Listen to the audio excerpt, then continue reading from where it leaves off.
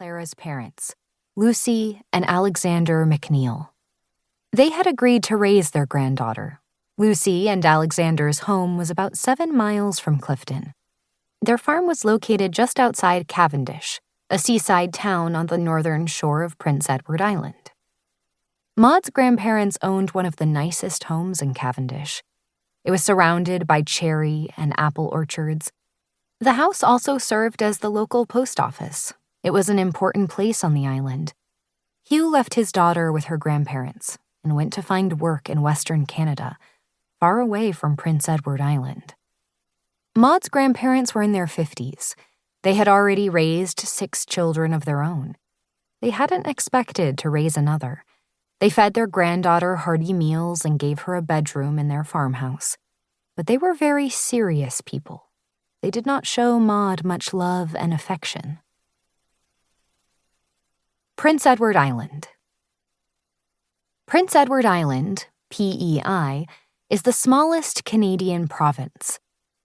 It is only 174 miles long and 40 miles across at its widest point. PEI is in the Gulf of St. Lawrence, near the Atlantic Ocean. Before 1997, PEI could not be reached by car. But that year, Canada completed the 8-mile-long Confederation Bridge connecting the island with New Brunswick, on the mainland of Canada. Only 164,000 people live on Prince Edward Island. They mostly speak English, but some speak French too. About 40% of PEI is farmland. The island is nicknamed Spud Island because it produces the most potatoes of any Canadian province. But PEI is famous for seafood too, especially mussels and lobster. Every fall, the island has the Prince Edward Island International Shellfish Festival celebration. Prince Edward Island is named after Prince Edward Augustus, the 4th son of King George III, who was King of Great Britain and Ireland from 1760 to 1820. Prince Edward was Commander-in-Chief of British North America when the island was named in his honor in 1799. Even though her grandparents were strict, Maud grew into a lively and imaginative child.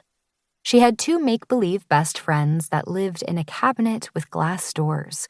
One was named Katie Maurice, and the other was named Lucy Gray. As a child, Maud spent much of her days outside. She loved to name the plants and trees.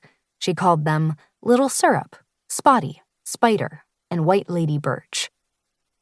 When Maud was 6, she went to school for the first time.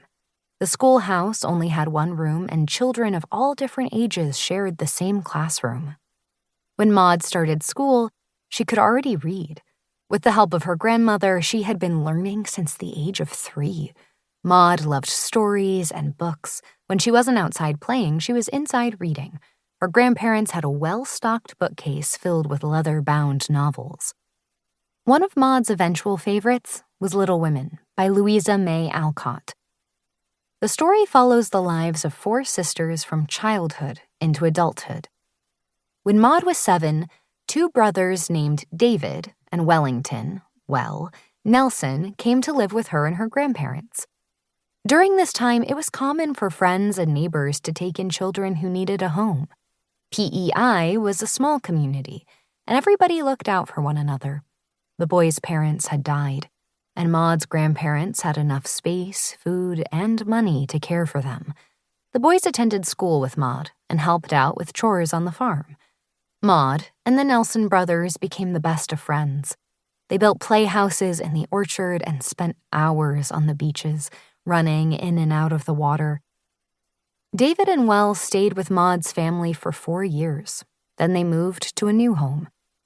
The years spent living and playing with David and Well Nelson were the happiest of Maud's early life. Chapter 2. A Born Writer. Maud loved to write from an early age. By age 9, she kept a daily diary. She noted the weather and recorded events of her life. She also wrote poems and short stories. Maud's grandmother and grandfather